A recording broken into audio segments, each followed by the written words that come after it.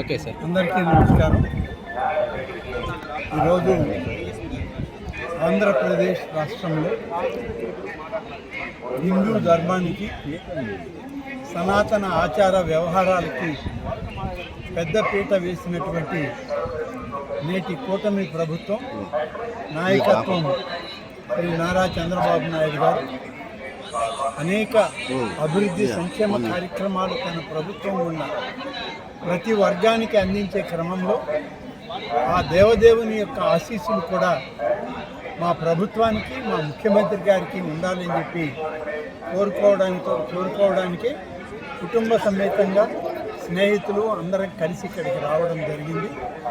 ఇక్కడ నుంచి ఈరోజు కాణిపాకం వెళ్తూ ఉన్నాం. కాణిపాకంలో కూడా అక్కడ విఘ్నేశ్వర స్వామి యొక్క హోమాలు, పూజల్లో పాల్గొన్న తర్వాత అక్కడ కొన్ని అభివృద్ధి కార్యక్రమాలకి ప్రారంభోత్సవాలు ఉన్నాయి. అవి కూడా ప్రభుత్వ పక్షాన ఉండి చేయడం జరుగుతుంది.